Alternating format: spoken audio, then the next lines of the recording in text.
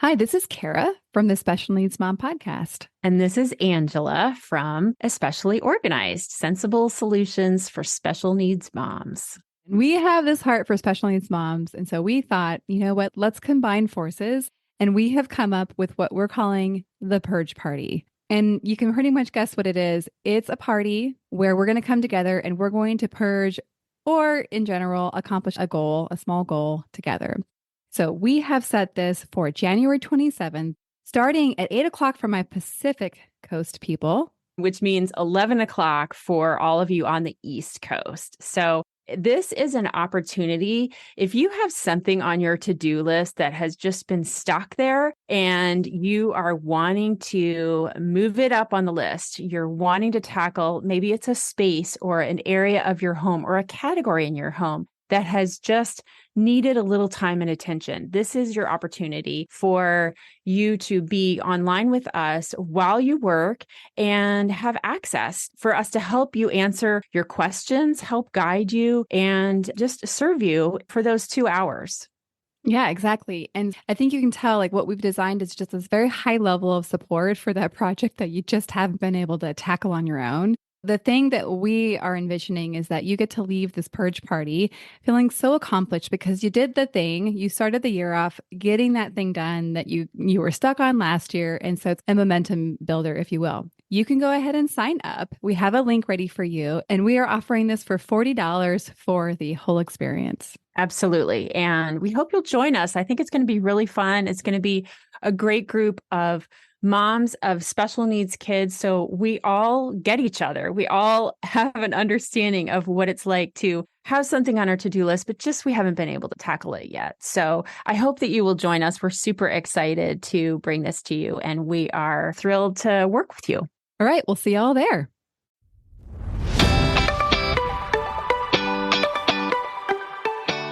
Hi, I'm Kara Riska, life coach, wife, and the mother of 4 incredible and unique kids. It wasn't all that long ago that my son received a diagnosis that had my world come crashing down. I completely lacked the ability to see past the circumstances, which felt impossible, and the dreams I once had for my life and family felt destroyed. Fast forward past many years of surviving and not at all thriving, and you'll see a mom who trusts that she can handle anything that comes her way and has access to the power and grace that once felt so completely lacking.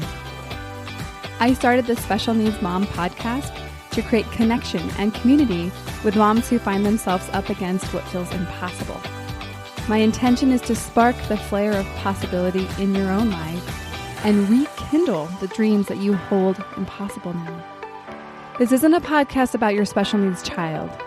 This is a podcast about you. If you're a mom who feels anxious, alone, or stuck, then you are in the right place. Welcome. Welcome back to another episode of the Special Needs Mom podcast. I had so much fun recording this episode with Ashley Barlow.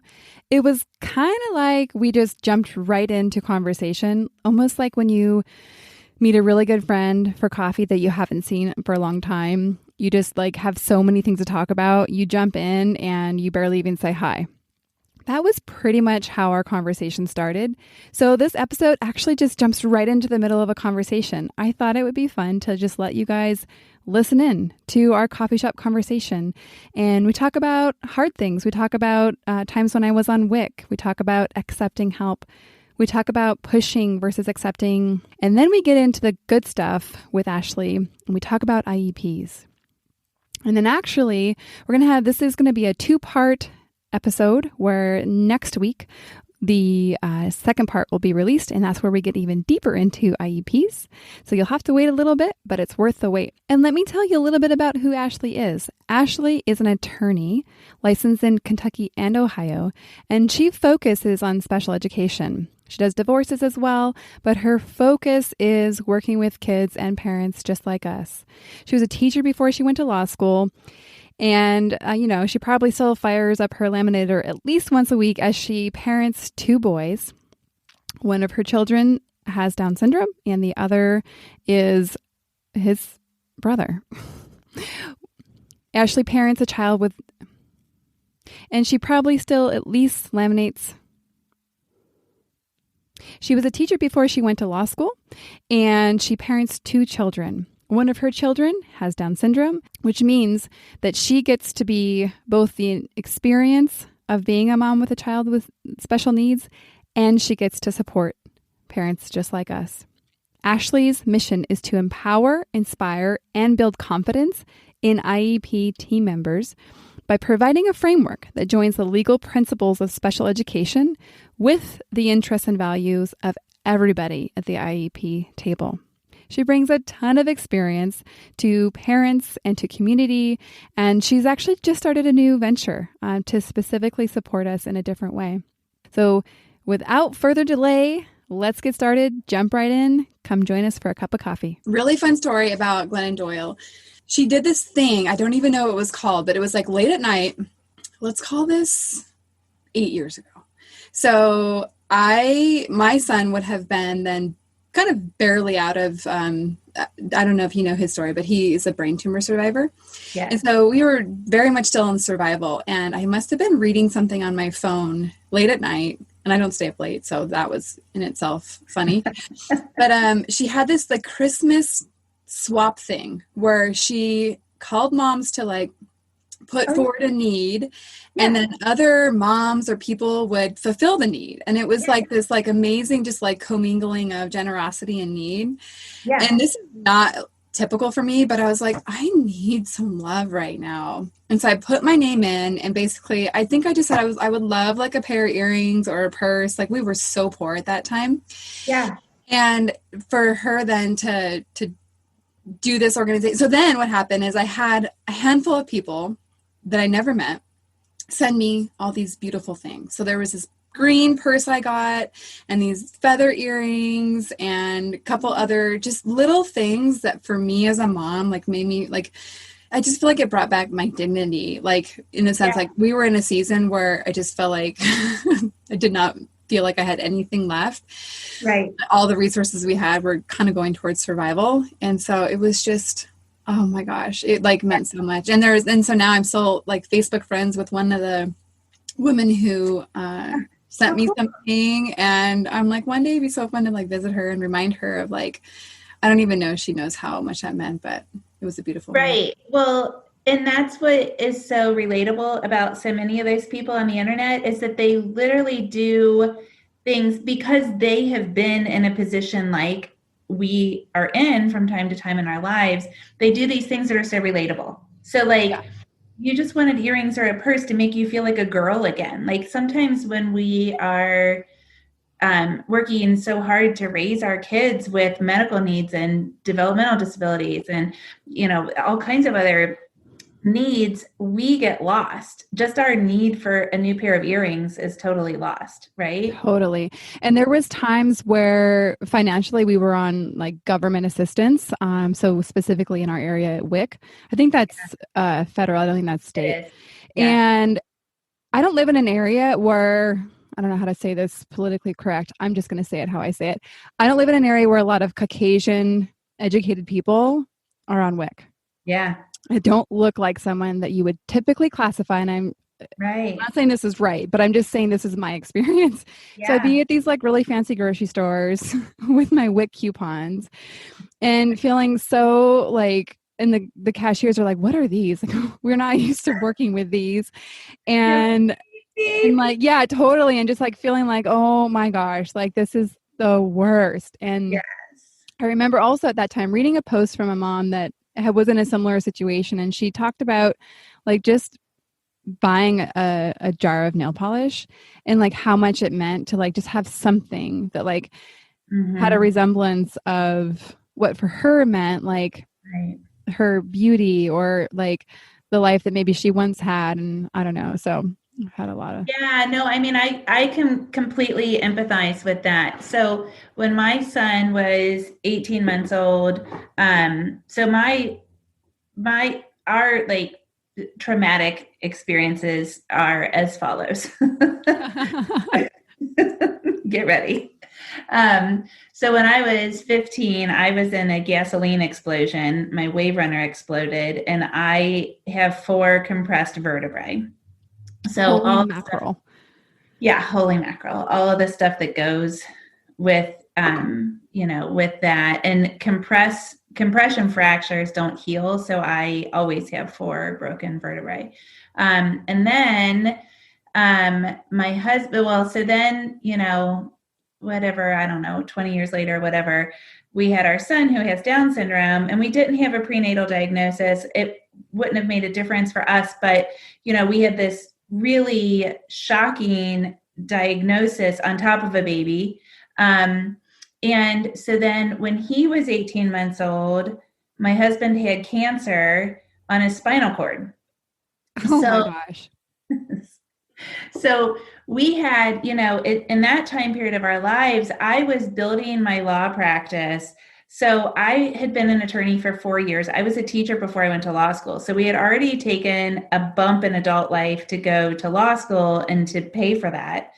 And then my husband was selling mortgages, and the year before, so his tumor, he got his tumor in 2012. Between 2010 and 11, I think, maybe it was 9 and 10, but I'm pretty sure it was 10 and 11. His income was 30% what it had been the year before. Mm-hmm. Because of the housing stuff, right? Yes. I was like, I know this time well, because this is a time frame which Levi's diagnosis was 2011. And yeah, so it's almost like I'm having a little PTSD hearing your story, because it has a lot of mirrors of ours. So keep going. It was like, and we were both self-employed. So our insurance was, mediocre, but really pretty stinky. We ended up maxing out our insurance policy with my husband's surgery.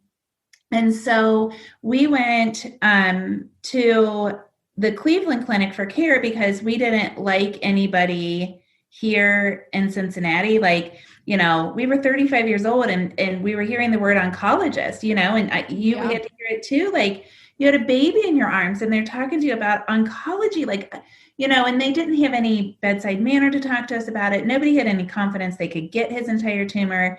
And so we said, no, thank you. So we ended up at the Cleveland Clinic. Some friends from college connected me and whatever, which was such a blessing. But then we were living back and forth between Cincinnati and Cleveland.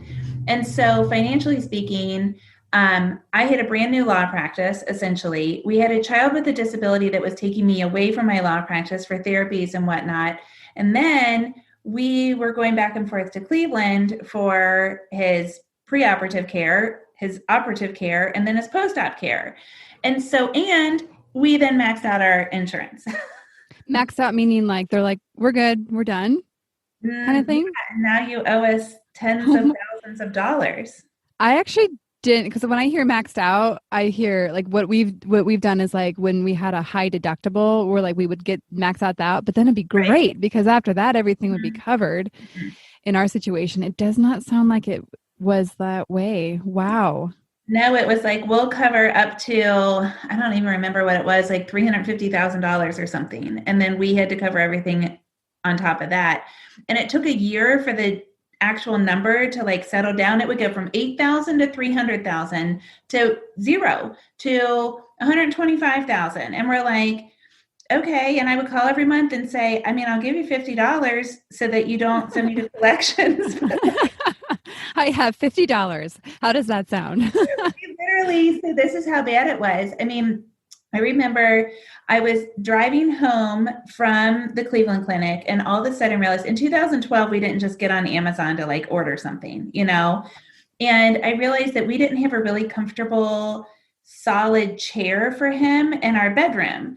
And, if he was going to convalesce in our room, he was going to need something. So I was on pier1.com while pumping gas before I took him home from Cleveland, which is a 5-hour drive. Well, I did it in like 3.5, but whatever. And but I'm fast, whatever. Okay. That's fine. And, I was like, I hope my credit card, if I buy this chair, am I going to max out the credit card? Because I have to get this gas. That's like how critical it was in that kind of 18-month stint. And then I had it all worked out, how we were going to pay it off monthly and, what all of our expenses were. I came up to my office like for a whole week, every single night to figure out what our budget was and whatever.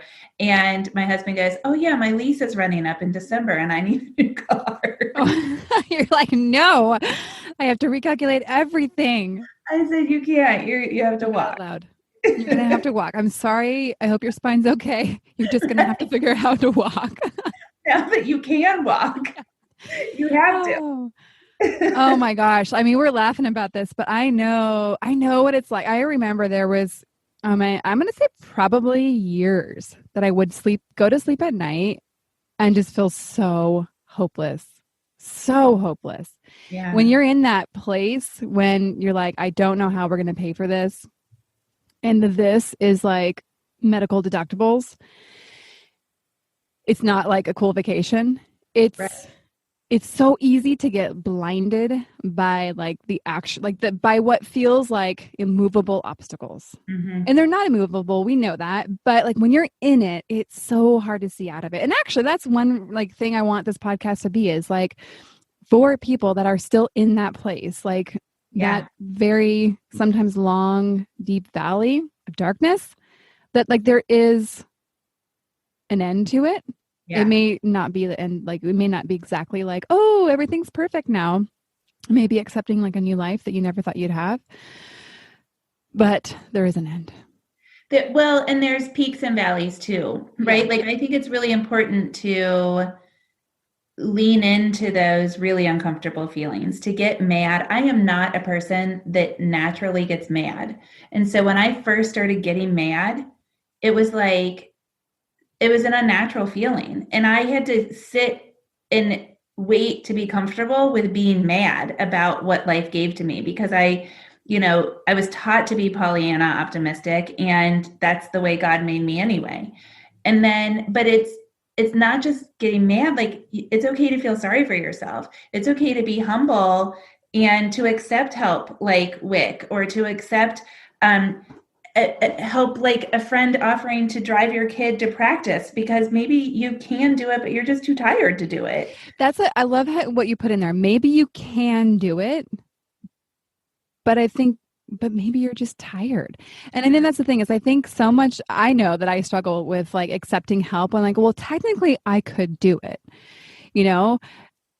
but like actually accepting help from the place of like, you're not like completely floored at that point, and I think that I hope that we can, as a humanity, make a shift to actually learning. And actually, I'm going to do an episode on this, on accepting help. Because I know for myself, there were times like when Levi was immediately, like when he was diagnosed in those times, it was, I didn't have an option of accepting help. It was like, yes, anything. And it wasn't even a second thought. Right.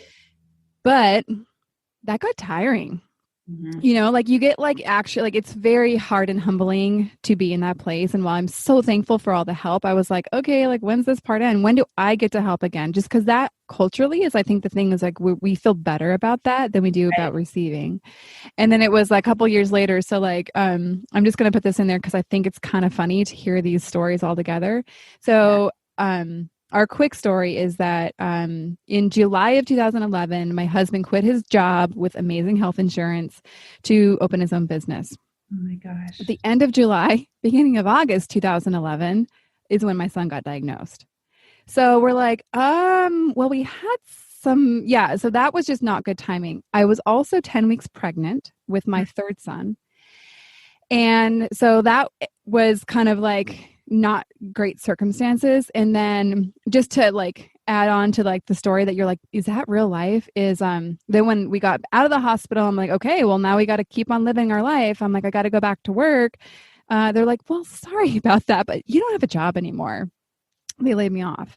And whether that was legal, it's still up in the air. However, I can see now that was the best thing for me. I don't think I could have actually worked in a normal capacity at that time. Mm-hmm. So that was that. And then in 2016, I want to say, my husband had a heart attack. And so while he's well now, and there was no major damage, he was 36 at the time. And so, I mean, how many 36-year-olds that are otherwise very healthy, like if you look at him, you'd never be like, yeah, that guy had a heart attack. And we're like, really? Seriously? And so I wholeheartedly believe that the like emotional impact of his whole life, we'll tell that story another time, but especially the stress of what we went through and supporting our son through what we have, like had a huge impact on that. Yeah. So anyhow, they're just funny to hear these.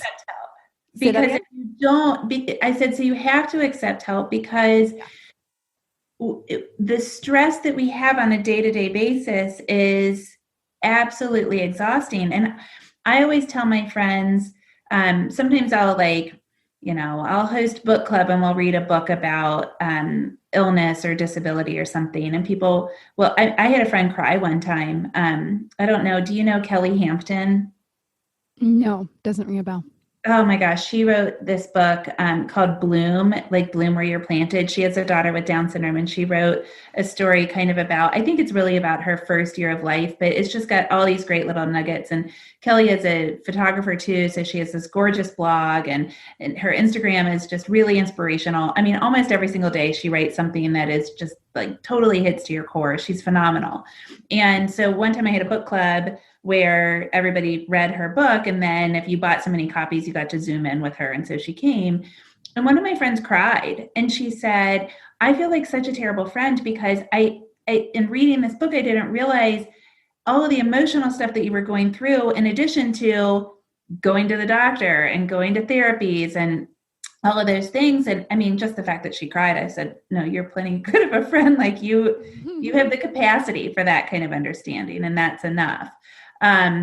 But from our perspective, we also have to ask for help. And I think that that's really hard. I struggle with asking for help all the time.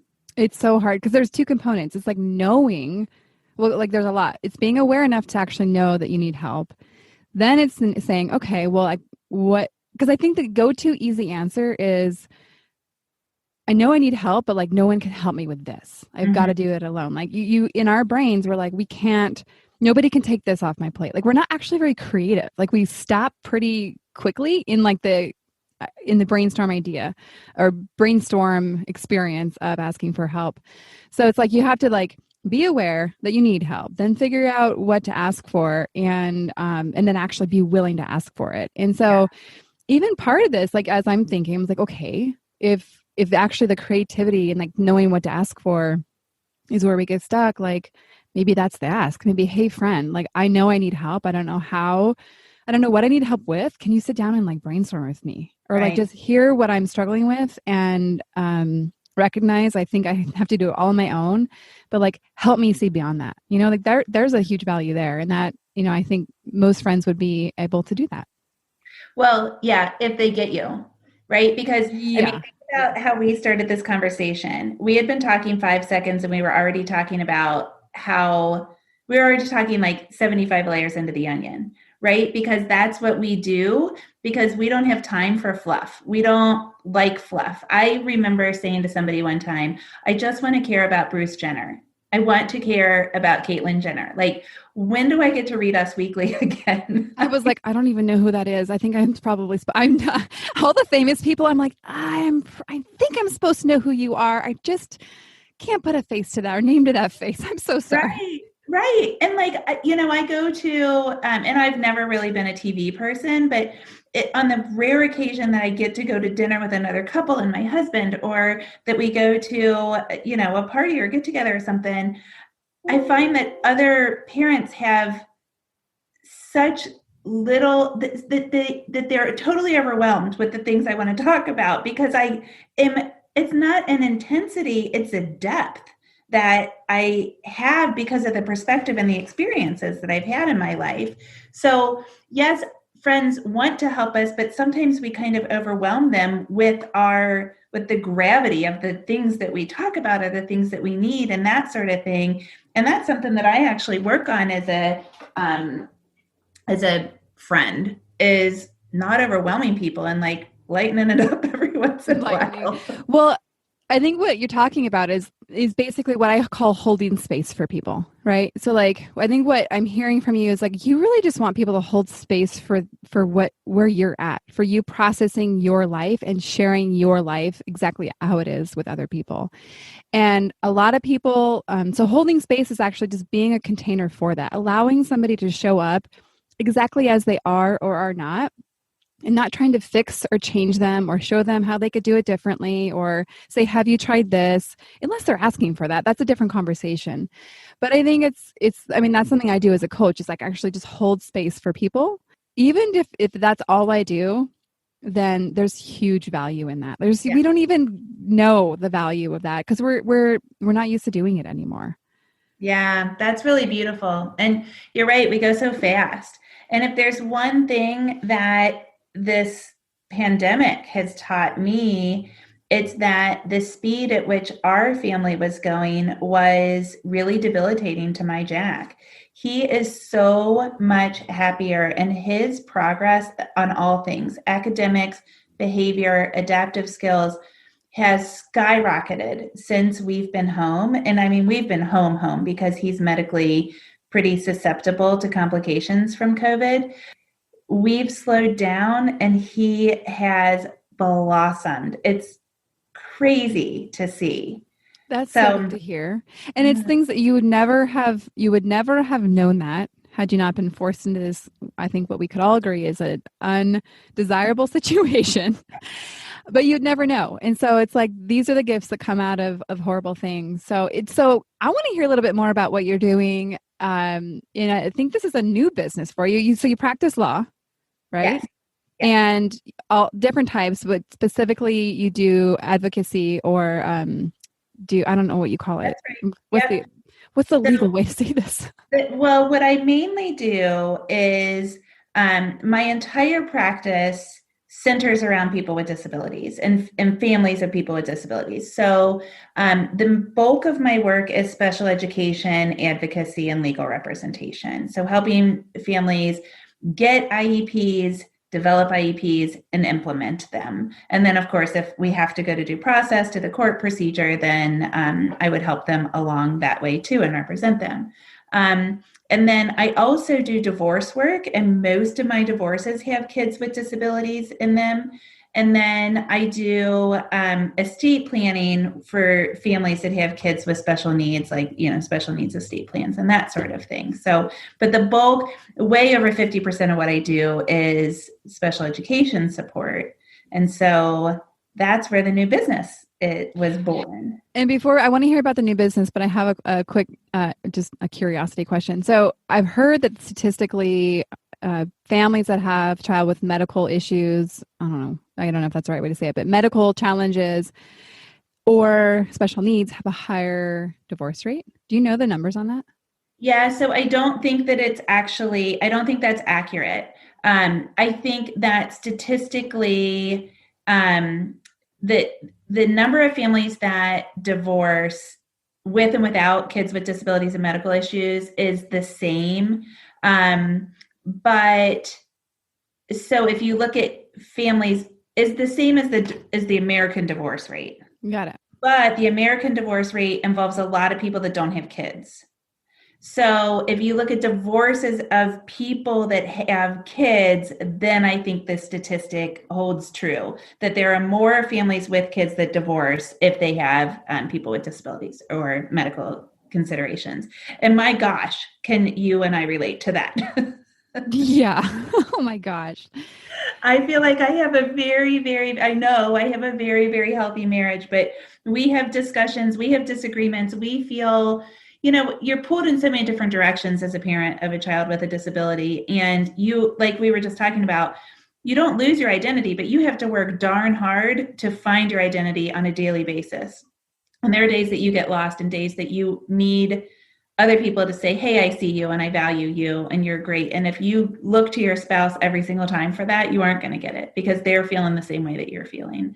And I think that's the hardest thing for me. Yeah. So definitely it's like having other people besides your spouse as somebody to go to in certain times for support, because sometimes you're both down.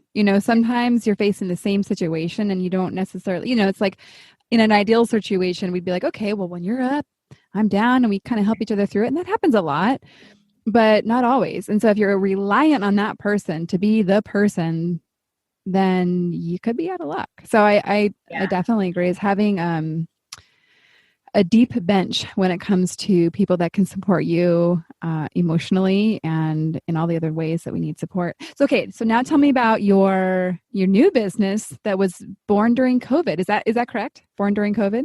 It was born during a viewing of Frozen during COVID, to be wow. I like that. very specific. So I have in my heart wanted to do something like this for a really long time. What the company is it provides special education, support, training, content, just any kind of training and content for special education advocacy. So there's a podcast and a vlog. I put a lot of freebies like downloadable PDFs on the website, toolkits, guides, checklists, that kind of thing. And then I just launched a 10-week digital training course that will give you 10 videos. And then if you buy add-ons, a workbook, and even a weekly coaching session with me, and that'll kind of go start to finish from like the development or the eligibility for the IEP, do I even get special education services, to the development of the document, to implementation of it. And then, along the way, lots of advocacy tips about what happens if you're at impasse, or how do I get this, or, like how to get the document to work for you. Within the actual, you mean the IEP document? Yes. Got it. What does impasse mean? What'd you say? What does impasse mean? Impasse, like if you are just not agreeing and you feel like you're stuck. So, you've done the give and take, and nobody's budging, then you're an impasse and you need some strategy to get either past it or to go to court and figure it out. Let somebody else tell you what to do. Sometimes that's nice, right? It's funny. I always say we've got to get past the point where we think conflict is bad. Yeah.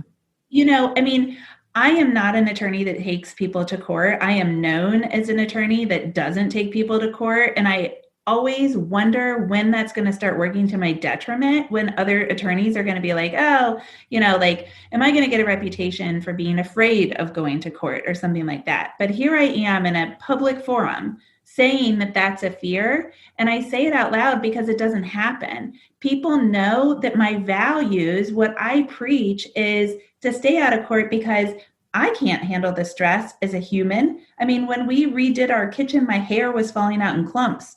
And you're like, this is not going to be a sustainable business for me. Well, yeah. So court, as an attorney, I can handle the stress, but to lead clients into the battlefield and to act like, oh yeah, it's just court, it's not a big deal, is not fair to them, because court's stressful, it's long, it's expensive, it's time consuming, it is extremely emotional. And, so knowing that as an attorney, I like to try to work stuff out with people to preserve the relationships, to preserve the health of the parties involved, and ultimately in special education to get the right plan for the child as soon as possible. And that's why I think conflict is good, right? Because if we have conflict at a meeting, then we can work through it. We can't look at conflict and say, okay, I'm going in the other direction, because then we end up just kind of spinning our wheels. If we face conflict, I always say conflict yields effective change. We see it. That's good. Oh, it's good. I like it. I don't know when I came up with it, but I've said it for years. So, we see it, we work through it, we look at each other's interests and values, not just get stuck on positions. We look at the why behind what people are saying. Why do you want that? What are you trying to protect? What interests do you have? And then we strategize around the interests. So that leads me to a question I had when I was thinking about having our conversation. Let me see if I can get this out. So I was kind of imagining so I'm an ontological coach. What that means is I really look at who somebody's being that has them, like how they show up in their life. Because how we are being about something will inform how we think, how we feel, how we show up, everything, right? And it's not necessarily subconscious, but it's not always something that we're acutely aware of. Mm-hmm. And so I know in my own journey as a mom with a child that has an IEP, I am constantly working to embrace who my son is while also supporting him to realize his full potential. Right? So there's already these two like juxtaposition things, right? Like fully accepting yet also pushing, right? So there's this.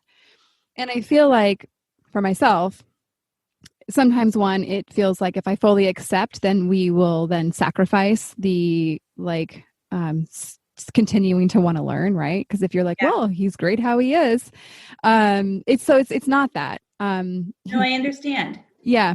So, however, this acceptance piece, I think it's a spectrum, right? I think there's always going to be parts as children grow and change. There's going to be our experience as a parent is going to constantly be being asked to change and grow along with that. And so my question or my curiosity is, okay, so as you see a parent, and I'm specifically looking, I guess, more at moms, that hasn't accepted her child yet, mm-hmm. and is resisting against what might be the reality, as you see that mom show up, how do you notice that lack of acceptance impacting we'll just call it the IEP relationship? Yeah, well, it makes it hard. In a really basic thing, what I have to do is I have to stop before I talk about the actual IEP, and I have to get them to acceptance, mm-hmm. because we can't really advocate unless we're objective. That subjective stuff about, okay, well, let's talk about how well my child makes friends, or let's talk about their activities of daily living and how their disability doesn't impact that very significantly. That doesn't help, right? Because the IEP is supposed to address the deficits that the child has. And so we have to be objective about the deficits. And until we can be objective about the deficits, the IEP is not going to be impactful. And so if somebody's coming to me, I want to make an impact, and I want to help the school team make an impact. So oftentimes I have to stop and have a really empathetic conversation about acceptance. And so, that's kind of the easy answer. But there are a lot of people that are kind of not stuck in the middle, that just live in the middle. And I don't want to say that they're stuck in the middle, because I think you said it really beautifully, Kara, when you said that we're balancing this juxtaposition of our child's absolute beauty and the beauty in that difference. And then also the deficits that our child has and the struggles that our child has, and being real about those, because we spend so much time celebrating the differences and celebrating the successes. If your child hasn't walked and they're 4 years old and they finally walk, it is like the most exciting thing, and that's all you want to talk about. But the last thing you want to do is go to a meeting where you talk about how they still can't read, Yeah. And at 4 they shouldn't be, but you know what I'm talking about. Like yes. We get the concept, what you're saying. Or like they can run, but they can't jump. And you're like, okay, well, can we just celebrate the running for a second? But if you marry the two and you talk really about those successes and those beautifully different things that we have conquered, the little bitty things that we get to celebrate, and then you get to push for that next thing, and you marry the two, somehow you can find your tolerance there. You can find your happy place there. I think, we were talking before about Glennon Doyle, mm-hmm. who is a writer and a blogger. She uses the word brutal, beautiful and brutal all together. And I think that's exactly where it is. Like, we have to be brutally objective, and that is brutal on our souls, because we don't like to talk about that. I don't sit all day and look at Down syndrome. You don't sit all day and look at brain tumor, mm-hmm. right? Mm-mm. I look at Jack, this beautiful blonde, crazy guy that totally messes up my house, in like fast as He's a miracle worker in that way. I say he can mess up a house faster than a raccoon in a dumpster. It is, but that's how I look at it. I don't focus all day on muscle tone or sleep apnea. Certainly not. But at the same time, I have to be objective about those things, because if those are deficits that are affecting his liveliness, why not make him an even more awesome Jack? You can always be even more awesome. Yeah. So I love that word objective. And I'm thinking, wow, I guess my question now is, okay, what are the red flags that pop up for you that tell you a mom that show that a mom hasn't kind of gotten to that objective place yet?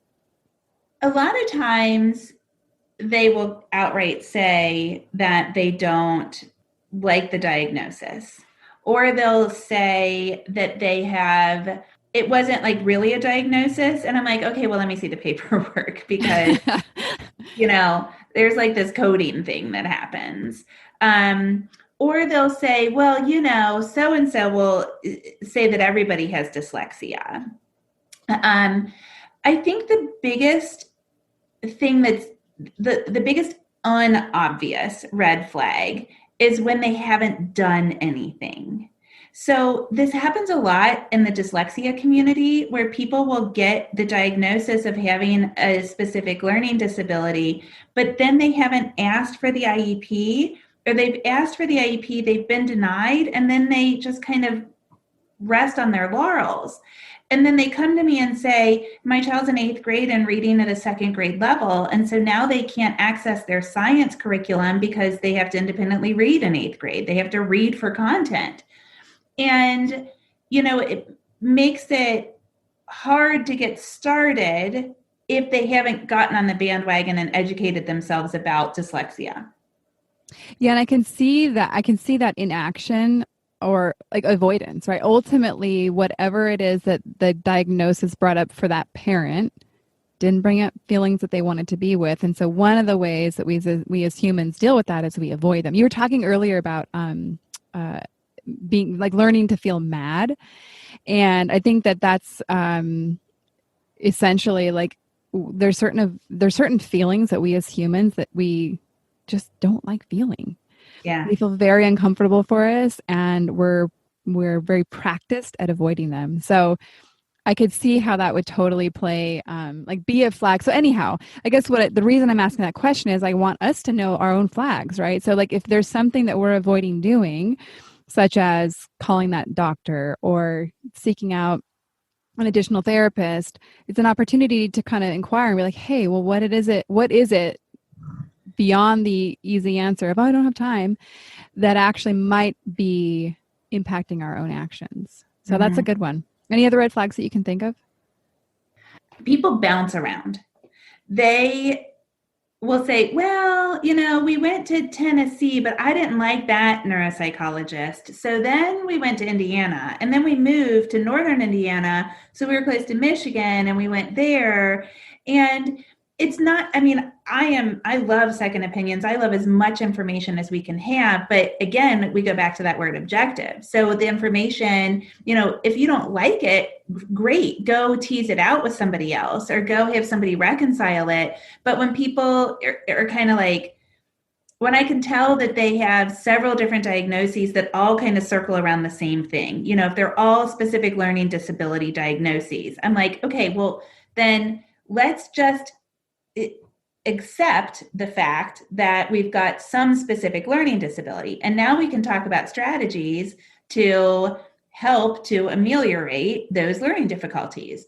Or, sometimes it's a neurological condition or something like that. And they say, well, in Tennessee, they called it this, but in Michigan, they called it this. And I'm like, well, okay, but are we really ever getting down to how that presents in the child? Because from a special education standpoint, I don't really care necessarily what the diagnosis is. In the Down syndrome community, autism community, we always say, you've seen one kid with Down syndrome, you've seen one kid with Down syndrome, right? Everybody learns differently.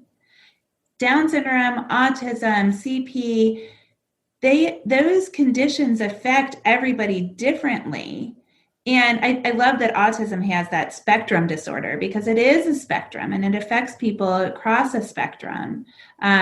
So what I care about is less the diagnosis and more the strategies that are going to help the child. So one of the questions that I ask every time somebody comes in is, how does fill in the blank, that diagnosis affect your child? What does autism look like in your child? That's What does Down syndrome look like in your child? Yeah, we experienced actually this firsthand because this last year when we were doing the annual IEP meetings, the question came up for us is, hey, Levi doesn't have this one diagnosis that I think his behavior indicates that he probably does.